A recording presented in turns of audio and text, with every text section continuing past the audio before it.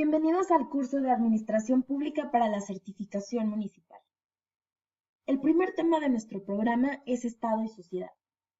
Esta lección busca proporcionar al aspirante los elementos básicos para que sea capaz de comprender cómo la sociedad se organiza en el Estado, de manera que pueda identificar los elementos que lo integran como organización social, además de que comprenda y dimensione la importancia que tiene este como agente rector del desarrollo social y económico del país. Pero, ¿qué es el Estado? ¿Cuál es su forma? ¿Para qué existe? Comencemos con nuestra primera interrogante. Existen diversas definiciones acerca de lo que es el Estado. Principalmente se dividen en doctrina jurídica y doctrina sociológica. Para efectos de este curso, tomaremos la definición de Porrúa. El Estado es una sociedad humana establecida en el territorio que le corresponde, estructurada y regida por un orden jurídico creado, definido y sancionado por un poder soberano, para obtener el bien público temporal, formando una institución con personalidad moral y jurídica. Para llegar a construir el concepto de Estado como lo conocemos hoy en día, existieron diversos pensadores que a través de la observación y análisis de su entorno, formularon distintas teorías acerca del Estado. A continuación revisaremos brevemente cada una de ellas. Es importante señalar que fue durante la época moderna donde se concibió el Estado como lo conocemos hoy en día. Fueron las guerras europeas las que contribuyeron a particularizar más a los estados, manifestando la unidad y la organización política con una base sociológica nacionalista. Las principales características que se le dio a los estados en este tiempo era la de unidad, la de una estructura jurídica y la autolimitación del Estado. Esto quiere decir que el orden pasaba de ser controlado enteramente por el soberano a ser regido por un orden jurídico que era el que regulaba las relaciones entre el Estado y el individuo.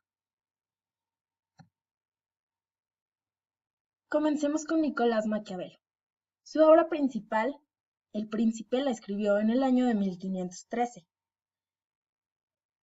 Maquiavelo es quien utiliza por primera vez el concepto de Estado moderno.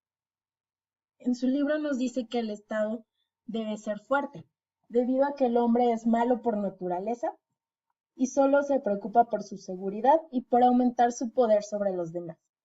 Para ello, debe tener un gobernante astuto, con suficiente poder y sin escrúpulos morales, que pueda garantizar un orden justo y social que frene la violencia humana.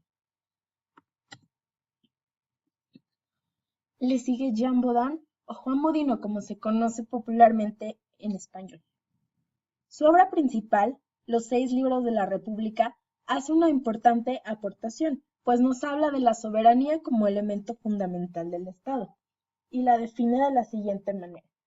La soberanía es un poder supremo sobre los ciudadanos y súbditos no sometido a la ley, y a la vez es la soberanía la facultad de crear y derogar leyes con potestad suprema.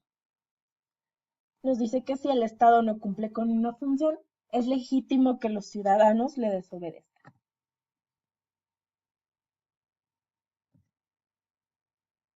Continuamos con Thomas Hobbes.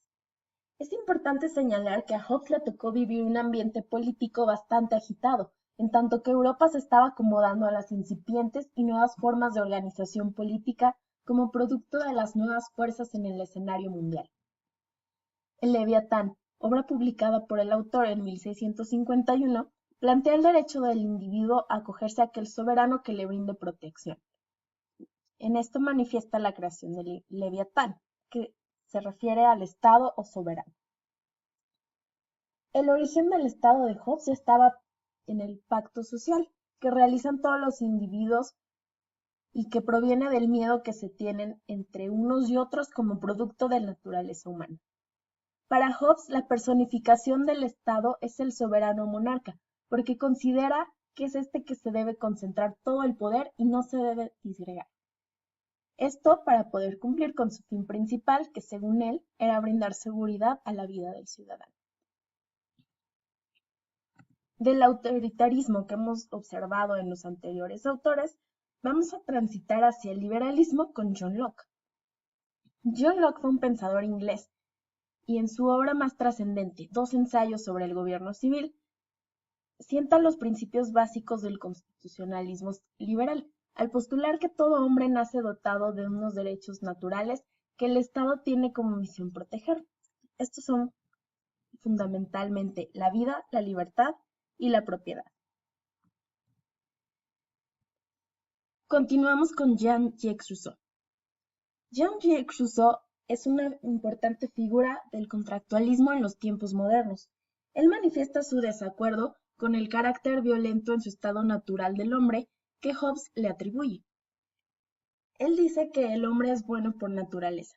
Sin embargo, conforme la sociedad se va volviendo más compleja por la aparición de la agricultura, la propiedad y la desigualdad, fue necesario crear un pacto del Estado a través de un contrato social. En este contrato se busca mantener el orden a través de las leyes. Rousseau defiende ardorosamente la voluntad general, que es la que tiene que decidir la actuación del gobernante y el Estado. Según él, la máxima del gobierno legítimo y popular que persigue es el bien del pueblo.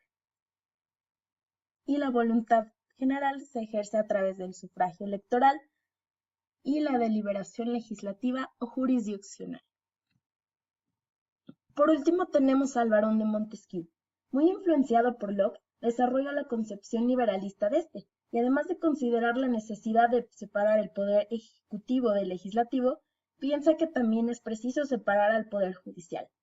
Esta separación de los tres poderes ha sido asumida y aplicada por todos los gobiernos democráticos posteriores. Su obra principal fue titulada El espíritu de las leyes.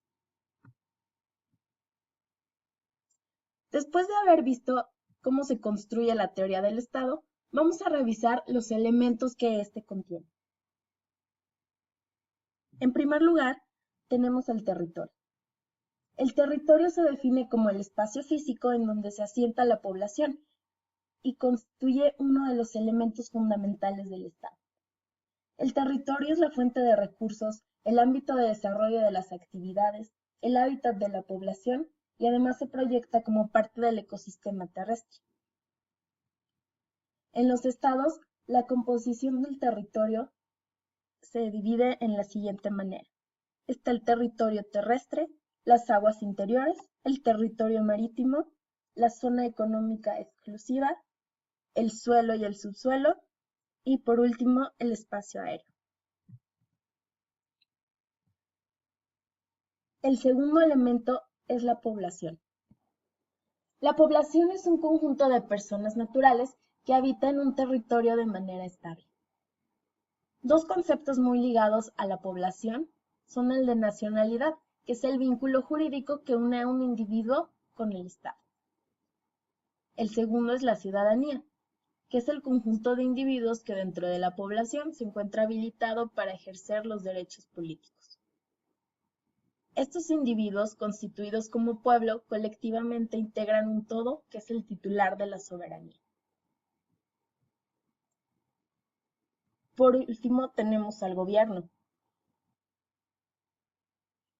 El gobierno se define como la forma específica en que la colectividad humana se estructura en una realidad territorial a través de órganos que están dotados de poder de coerción. Para el derecho constitucional, el tema relevante es el poder estatal, pues esa especie de poder político que le corresponde a los poderes públicos y que consiste en la capacidad de dirección superior de todos los asuntos que se incluyen en el ámbito político de un sistema dado.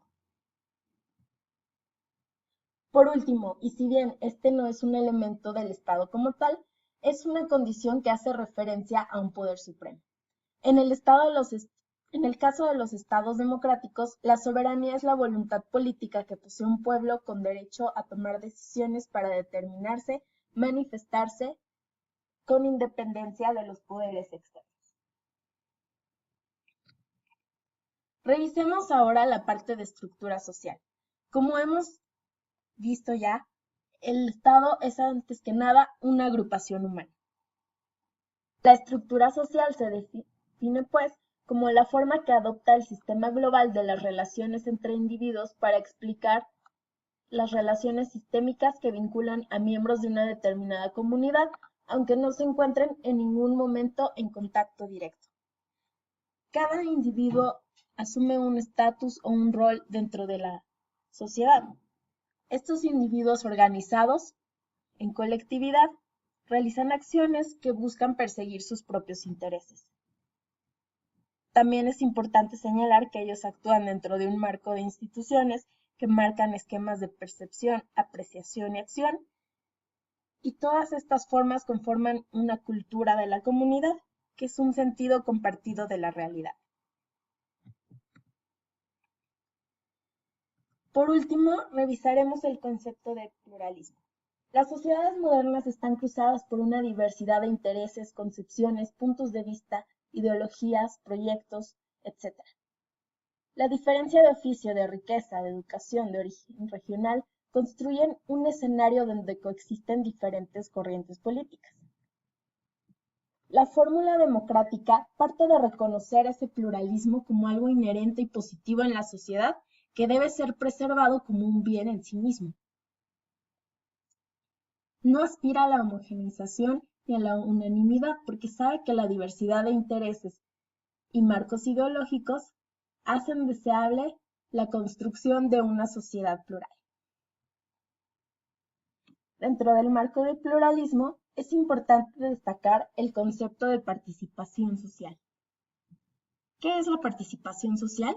Es la intervención de los ciudadanos en la toma de decisiones respecto al manejo de los recursos y las acciones que tienen un impacto en el desarrollo de sus comunidades.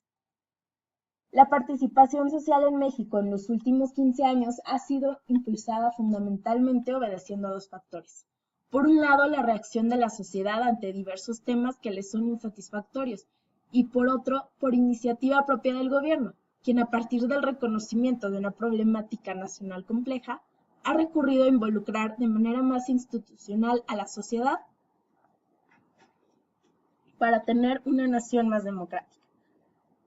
Para ello, ha implementado un marco jurídico que se resume en lo siguiente. Los artículos 9 y 26 de la Constitución Política. En el primero establece como una de las garantías individuales que no se podrá coartar el derecho de asociarse o reunirse pacíficamente con cualquier objeto lícito. Y en el segundo nos dice que el Estado organizará un sistema de planeación democrática del desarrollo nacional. A partir de aquí se desprenden una serie de ordenamientos específicos que dan forma y alcances a la participación social. Entre ellos está el Sistema Nacional de Planeación Democrática, la Ley Federal de Transparencia y Acceso a la Información Pública Gubernamental, entre otros.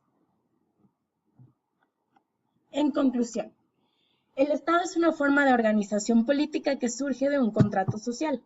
Consta de 3 elementos: territorio, población y gobierno.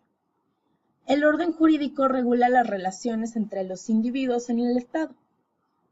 Podemos entender a la estructura social como un contexto cultural o institucional en el ámbito de la estratificación social. Por último, la soberanía es una condición esencial de los estados que se refiere a la voluntad política de la población para tomar decisiones.